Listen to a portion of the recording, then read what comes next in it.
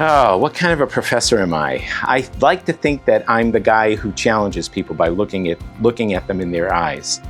I want to be, more than anything, a professor who loves the students. Dr. Gary Bonner, who was the founding dean of the School of Music here, brought me here in 2008. I had known him since 1998, received my master's degree underneath him when he was at Azusa.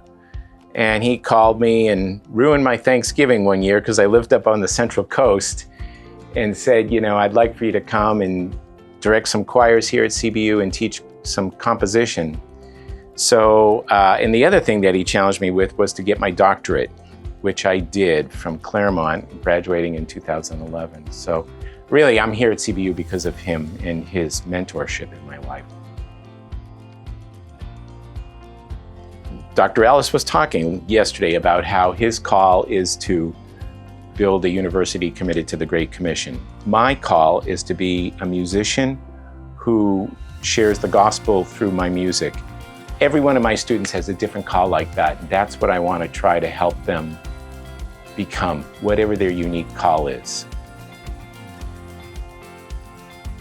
If I could impart anything to my students, it would be that they have a unique gift that God is asking them to go into the world with, develop it to the most potential that they possibly can, like the parable of the talents, and then allow God to work through them as they are the light of the world, they are the salt of the earth. And to get them to realize that they have something worth giving, and something worth doing, and something worth studying for, all the work, it's worth it.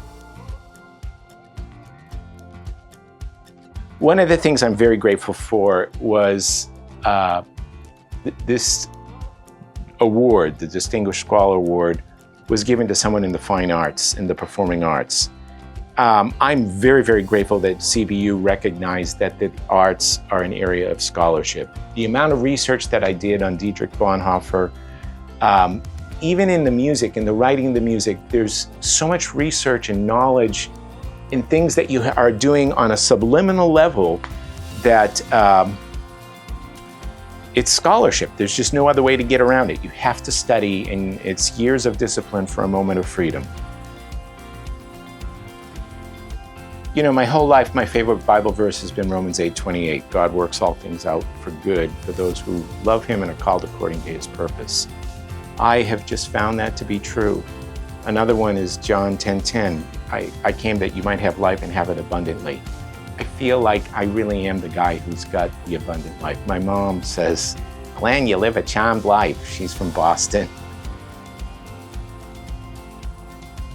One of the things that I learned in writing Dietrich and Maria is that writing musicals seems to be, I finally found my groove. Here I am, 67 years old. I love writing musicals because they allow me to write melody, which is something that's not always valued in music. They allow me to tell a story, and they allow me to orchestrate, which is another one of my great loves, orchestration. And the ability to write for them. So I'm working on another musical. My plan right now is I'm doing research right now on Frederick Douglass. I just think that would be an amazing musical to write something about him and his life, escaping slavery and having such a huge influence, including on people like Abraham Lincoln. So that's the next big project.